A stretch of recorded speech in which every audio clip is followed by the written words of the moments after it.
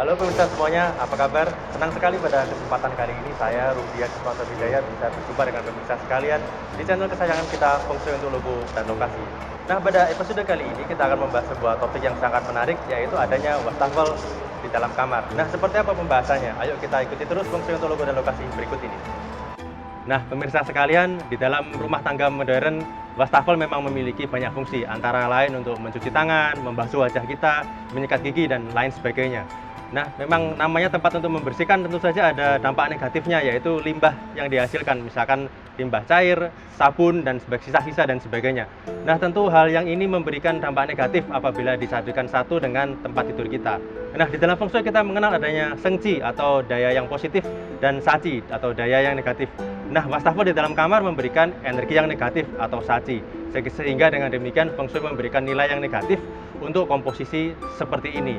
Nah, sebaiknya ada upaya-upaya yang perlu kita lakukan. Tapi pemirsa tentu penasaran bukan? Ingin mengetahui lebih lanjut? Ayo sama-sama kita saksikan video animasi berikut ini. Di dalam video animasi berikut ini, kita bersama-sama dapat menyaksikan sebuah komposisi di mana terdapat wastafel di dalam kamar. Memang dari sisi kepraktisan, komposisi ini akan sangat memudahkan apabila kita ingin menggunakan wastafel, misalnya untuk mencuci tangan atau membasuh muka kita dan lain sebagainya. Tetapi di dalam Feng Shui komposisi ini memang dinilai kurang baik karena memang wastafel identik dengan penyalur energi negatif atau Shachi karena merupakan media pembuangan limbah cair yang berhubungan dengan saluran air kotor. Nah, bayangkan apabila saluran air yang kotor ini bocor misalkan. Tentu saja dampak negatifnya akan sangat merepotkan pemilik kamar tersebut karena akan lebih banyak biaya yang dikeluarkan. Sehingga dengan demikian, sebaiknya kita jangan meletakkan wastafel di dalam kamar tidur. Apabila berdekatan dengan tempat tidur, tentu saja hal ini akan semakin menambah dampak negatifnya. Antara lain misalkan menurunkan stamina, kesehatan, dan daya pikir seseorang sehingga akan menyebabkan sering sakit dan pelupa. Nah pemirsa, bagaimana video animasi kita tadi? Tentu sangat menarik bukan?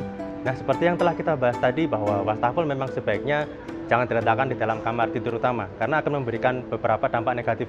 Misalkan berdampak kepada daya pikir kita, kesehatan kita, stamina kita, sehingga kita juga menjadi mudah lelah dan mudah pelupa. Inilah beberapa alasan sehingga Feng Shui memberikan nilai yang negatif untuk wastafel yang diletakkan di dalam kamar.